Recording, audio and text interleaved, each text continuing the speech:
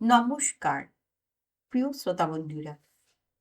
এখন শুনছেন তিয়াশার গল্পের বৈঠক থেকে গল্প পাঠ। তিয়াশার গল্পের বৈঠকের আজকের নিবেদন কালা চাঁদের দোকান। লিখেছেন শীর্ষেন্দু মুখোপাধ্যায়। শুরু করছি আজকের গল্প পাঠ কালা চাঁদের দোকান। নবীনবাবু গরিব মানুষ, পোস্ট অফিসের সামান্য চাকরি, প্রায় এখানে সেখানে বদলি করে দেয়। আয়ের সঙ্গে ব্যয়ের ভাবসাব নেই, প্রায় ধারকার্য হয়ে যায়। ঋণ শোধ দিতে তার নাভিশ্বাস ওঠে। নবীনবাবুর গিন্নি স্বামীর উপর হাড়ে চটা। একে তো নবীনবাবুর ট্যাঁকের জন্যই, তার উপর লোকটা বড্ড মেনিমুখো আর মিনমিনে। এই যে যখন তখন যেখানে সেখানে বদলি করে দিচ্ছে, নবীনবাবু যদি রোখাচোকা মানুষ হতেন তবে পারত ওরকম বদলি করতে। বদলির ফলে ছেলেপুলেগুলোর লেখাপড়ার 12টা বাজছে। আজ এই স্কুল, কাল অন্য স্কুল, এই করে করে বেরিয়ে বেরিয়ে লেখাপড়ার আর কি হবে। এবার নবীনবাবু নিত্যানন্দপুর বলে একটা জায়গায় বদলি হলেন। খবরটা পেয়েই গিন্নি বললেন, আমি যাব না, তুমি যাও। আমি এখানে বাসা ভাড়া করে থাকবো। আর বদলি আমার পোষাচ্ছে না বাবু, তুমি যাও। নবীনবাবু মাথা চুলকে বললেন, তাতে খরচ বাড়বে বই কমবে না। ওখানে তো আমার আলাদা ব্যবস্থা করতে হবে। দুটো আলাদা এস্টাবলিশমেন্ট টানবো কি করে? কতটুকুই বা রোজগার করি?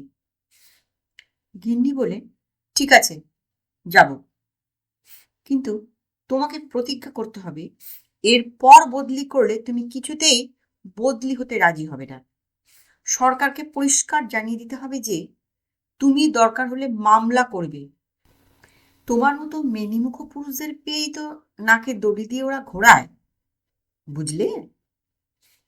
নবীনবাবু মিনমিন করে বললেন, একখানা দরখাস্ত নিয়ে ওপরওয়ালার সঙ্গে দেখা করেছিলাম। তা তিনি বললেন নিত্যানন্দপুর থেকে আর বদলি করবে না। দেখা যাক। বাক্স প্যাটরা গুছিয়ে সপরিবারে এক শীতের সন্ধেবেলা নবীনবাবু নিত্যানন্দপুরে এসে পৌঁছলেন। বেশ ধকল গেল। ট্রেন থেকে নেমে অনেকটা পথ গরুর গাড়িতে এসে তারপর আবার নদী পেরিয়ে আরো ক্রোশ 2 পেরুলে তবে নিত্যানন্দপুর। গঞ্জমতো জায়গা একটা, তবে নিরিবিলি, ফাঁকা ফাঁকা। রাত্রিটা পোস্টমাস্টারের বাড়িতে কাটিয়ে পরদিন একখানা বাসা ভাড়া করলেন। পাকা বাড়ি, টিনের চাল, উঠোন আছে, কুয়োও আছে। জায়গাটা ভালো নয়, মন্দও নয়, ওই একরকম। তবে ভরসা এই যে আর বারবার ঠাঁই নাড়া করতে হবে না। এবার ওপরওয়ালা কথা দিয়েছে এখানেই বাকি চাকরির জীবনটা কাটাতে পারবেন নবীনবাবু। তাঁর স্ত্রী অবশ্য নাক সিটকে বললেন, কি অখিদ্যের জায়গা রে বাবা, এই যে ধ্যারা গোবিন্দপুর, অসুখ হলে ডাক্তার বুদ্ধি পাওয়া যাবে কিনা সন্দেহ আছে। খোঁজ নিয়ে দেখো তো। দোকানপাটও তো বিশেষ কিছু দেখছি নি। বাজার হাট কোথায় করবে? নবীনবাবু বললেন, বাজার এখান থেকে 1 ক্রোশ, তাও রোজ বসে না, সপ্তাহে 2 দিন হাট। তবে হয়েছে, এখানে স্কুলটা কেমন, খোঁজ নিয়েছ? আদৌ কি আছে? স্কুল একটা আছে মাইলটাক দূরে, কেমন কে জানে। জায়গাটা এমন বিচ্ছিরি বলে এখান থেকে তোমাকে আর বদলি না করতে ওপরওয়ালা সহজেই রাজি হয়ে গেছে। এবার বুঝেছি। এখন মরি, আমরা এখানে পচে মরি। নবীনবাবু একটা দীর্ঘ নিঃশ্বাস ফেললেন। কি আর করা, হুম, নিত্যানন্দপুরেই মানিয়ে গুছিয়ে নিতে হবে। প্রথম দিন বাজার করতে দুকোষ দূরে গিয়ে বেশ দমেই গেলেন তিনি। জিনিসপত্রের দাম বেশ চড়া, প্রত্যন্ত গাঁ। এখানে জিনিস আনতে ব্যাপারীদের অনেক খরচ করতে হয়। জিনিসপত্র তেমন ভালোও না, পাওয়াও যায় না সবকিছু। বাজারের হাল শুনে গিন্নি তো আরো চটলেন। বললেন, আবার দরখাস্ত করে অন্য জায়গায় বদলি নাও। এই জায়গায় মানুষে থাকে? মা গো! নবীনবাবু ফাঁপড়ে পড়লেন। এখন কি করা যাবে তাই ভাবতে লাগলেন। একদিন সন্ধেবেলা গিন্নি এসে বললেন, ওগো, খুঁকি তেলের শিশিটা ভেঙে ফেলেছে, একটি ফোঁটাও তেল নেই আর। রাতে রান্না হবে কি দিয়ে? তেল পাবো কোথায়? দেখো না একটু খুঁজে পেতে, অনেক গেরস্ত বাড়িতে তো ছোটখাটো জিনিস পাওয়া যায় শুনেছি। অগত্যা নবীনবাবু বেরোলেন। বেশি লোকের সঙ্গে চেনা জানা হয়নি এখনো। কার বাড়ি যাবেন ভাবছেন। ডান হাতি পথটা ধরে হাঁটছেন। ডান ধারে একটু জঙ্গল মতো আছে। হঠাৎ দেখতে পেলেন জঙ্গলের একটু ভেতর দিকে একটা আলোই যেন জ্বলছে মনে হলো। নবীনবাবু কয়েক পা এগিয়ে ঠাউর করে দেখলেন একখানা ঝাঁপ তোলা দোকান বলেই যেন মনে হচ্ছে। নবীনবাবু এগিয়ে গিয়ে দেখলেন, হ্যাঁ, দোকান ঘরই তো বটে। দীনদরিদ্র চেহারা হলেও দোকানই। কালো রোগাপানা কণ্ঠিধারী একজন লোক দোকানে বসে আছে। বিনয়ী মানুষ। নবীনবাবুকে দেখে টুল থেকে উঠে বলল, আগে আসুন। নবীনবাবু খুশি হলেন। আজকাল বিনয় জিনিসটা দেখাই যায় না। সর্ষের তেলের খোঁজ করতে লোকটা বলল, আছে, ভালো ঘানির তেল। কত দাম? লোকটা হেসে মাথা চুলকে বলল, দাম তো বেশ চড়া, তবে আপনার কাছ থেকে বেশি নেব না, 6 টাকা করেই দেবেন। নবীনবাবু খুবই অবাক হলেন। 2 ক্রোশ দূরের বাজারে তেল 10 টাকা। 10 টাকা দিয়ে তিনি কিনে নিয়ে এসেছিলেন। নবীনবাবু 250 গ্রাম তেল কিনে আনলেন। গিন্নি তেল পরীক্ষা করে বললেন, বাহ, এ তো দারুণ ভালো তেল দেখছি, কোথায় পেলে গো? নবীনবাবু বললেন, আরে, কাছেই একটা বেশ দোকানের সন্ধান পেয়েছি গো। লোকটা বড় ভালো মানুষ। লোকটা যে সত্যি ভালো তার প্রমাণ পাওয়া গেল 2 দিন পরেই। ডাল ফুরিয়ে গেছে। সন্ধ্যের পর সেই দোকানে গিয়ে হানা দিতেই বিনয়ী লোকটা প্রায় অর্ধেক দামে ডাল দিল।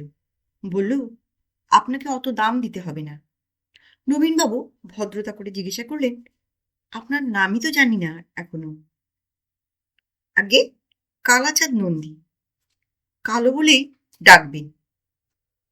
আপনি কি সব জিনিসই রাখেন কালোবাবু? যে আজ্ঞে, তবে সন্ধ্যের পর আসবেন। দিনুমানে আমি দোকান খুলি না, ও সময় আমার চাষবাস দেখতে হয়। 1-2 দিন পর গিন্নি হঠাৎ বললেন, ওগো, আজ একটু পোলাও খাওয়ার বায়না ধরেছে ছেলেমেয়েরা, ঘি আর গরম মশলা লাগবে, এনে দেবে একটু? কালোর দোকানে ঘি বা গরম মশলা পাওয়া যাবে বলে মনে হচ্ছিল না নবীনবাবু।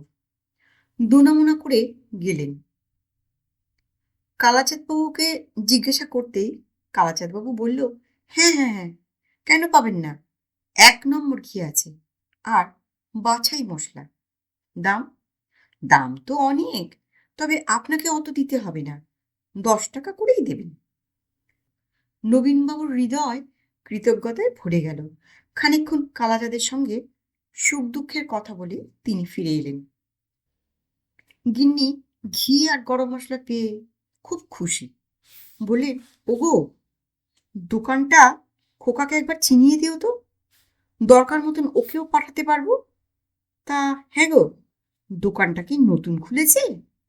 আজ দাসবাড়ির গিন্নি গল্প করতে এসেছিল, কথায় কথায় তাকে কালাচাঁদের দোকানের কথা বললুম, কিন্তু সে তো আকাশ থেকে পড়ল। 7 জন্মে কালাচাঁদ বাবুর দোকানের কথা শোনেননি তিনি। হবে হয়তো, নতুনই খুলেছে, আমি খোঁজ নিয়ে বলবো খুন। দুদিন পর ফের কালোজোরে আর ময়দা আনতে গিয়ে নবীনবাবু বললেন, তা হ্যাঁ কালাচাঁদ বাবু, একটা কথা জিজ্ঞাসা করি, আপনার দোকানটা কি নতুন? দোকানটা কতদিনের? কালাচাঁদ ঘাটটার চুলকে অনেক ভেবে বলল, না, অনেক পুরনো, ধরুন এ গায়ের পত্তন থেকেই আছি। নবীনবাবু একটু খটকা লাগলো। দোকান যদি এত পুরনোই হয়, তবে দাসগিন্নি এই দোকানের কথা শোনেনি কেন? কালাচাঁদ যেন তার মনের কথা পড়ে নিয়েই বলল, এ গায়ে আমার অনেক শত্রু আছে, লোকের কথায় কান দেবেন না। আচ্ছা, তাই হবে, নবীনবাবু বললেন। পরদিন নবীনবাবু দাসবাড়িতে নারায়ণ পুজোর নেমন্তন্ন খেয়ে ফেরার পথে গিন্নি বললেন, হ্যাঁ গো, তোমার কালাচাঁদের দোকানটা কোথায় বলো তো? খোকাকে কুয়োর দড়ি আনতে পাঠিয়েছিলাম, সে তো দোকানটা খুঁজেই পেল না। পোস্ট অফিসের পিয়ন বিলাসও এসেছিল ওর সঙ্গে, সেও বলল ওরকম কোনো দোকান এখানে থাকতেই পারে না। বলল নবীনবাবুর মাথাটাই গেছে। নবীনবাবুর বুকের মধ্যে একটু যেন কেমন করল। মুখে বললেন, কালাচাঁদের সঙ্গে অনেকের শত্রুতা আছে কিনা, তাই ওরকম বলে। পরদিন টর্চের ব্যাটারি আনতে গিয়ে নবীনবাবু একথা সে কথার পর কালাচাঁদকে বললেন, তা কালাচাঁদ বাবু, আমার ছেলেও কাল আপনার দোকানটা খুঁজে পায়নি। কালাচাঁদ বিনয়ের সঙ্গে বলল, আর কাউকে পাঠানোর দরকারটাই বাকি, আপনি নিজেই আসবেন। ইয়ে, অন্যরা সব বলছে যে কেউ নাকি এ দোকানের কথা জানেই না। কালাচাঁদ তেমনই মৃদু মৃদু হেসে বললে, জানার দরকারই বাকি, আপনার ওসব নিয়ে মাথা ঘামাতে হবে না। নবীনবাবুর বুকটা একটু দুরু দুরু করে উঠল। বললেন, হ্যাঁ, তা আমি তো আছি, কিন্তু আমি ছাড়া দ্বিতীয় কোনো খদ্দেরও তো দেখি না আপনার দোকানে। দোকানটা চলে কি করে? কালাচাঁদ বিনীতভাবে বলল, একজনের জন্যই তো খুললাম দোকানটা। অ্যাঁ? কালাচাঁদ হাসল। আসবেন। নবীনবাবু চলে এলেন, কিন্তু তারপর আবার পরদিনই গেলেন। মাসের শেষ, হাতে টাকা কড়ি কিচ্ছু নেই। খুব সংকোচের সঙ্গে বললেন, কয়েকটা জিনিস নেব, ধারে দেবেন? হ্যাঁ হ্যাঁ, কেন নয়, পরের মাসে মাইনে পেয়েই দিয়ে যাব। তারা কিসে? ধারে প্রচুর জিনিস নিয়ে এলেন নবীনবাবু। পরের মাসে ধার শোধ করতে গেলে কালাচাঁদ জিভ কেটে বলল, না না না না না, অত তো নয়, আমার হিসেব সব লেখা আছে, 5টি টাকা মোটে পাও না। তাও সেটা দুদিন পরে দিলেও চলবে। বসুন, সুখ দুঃখের দুটো কথা কই, টাকা পয়সার কথা থাক। নবীনবাবু খুবই অবাক হলেন। 5 টাকা পাও না বলে কি লোকটা? তিনি তো অন্তত 150 টাকা জিনিস নিয়েছেন। তা এভাবেই চলল। চাল ডাল মশলাপাতি ঘি তেল সবই কালাচাঁদের দোকান থেকেই আনেন নবীনবাবু। মনোহারী জিনিস, বাচ্চাদের খেলনা, পোশাক, শাকসবজিও ক্রমে ক্রমে আনতে লাগলেন। মাছ মাংসও পাওয়া যেতে লাগলো কালাচাঁদের আশ্চর্য দোকানে। গিন্নি খুশি হলেন। নবীনবাবুর মাইনের অর্ধেকের ওপরই বেঁচে যাচ্ছে। নবীনবাবু একদিন গিন্নিকে বললেন, ওগো, নিত্যানন্দপুর থেকে বদলি হওয়ার দরখাস্তটা আর জমা দেওয়াই হয়নি। গিন্নি বললেন, দিও না গো, দিও না। হ্যাঁ গো, কালাচাঁদের দোকানটা ঠিক কোথায় বলো তো? আমাকে একদিন নিয়ে যাবে গো।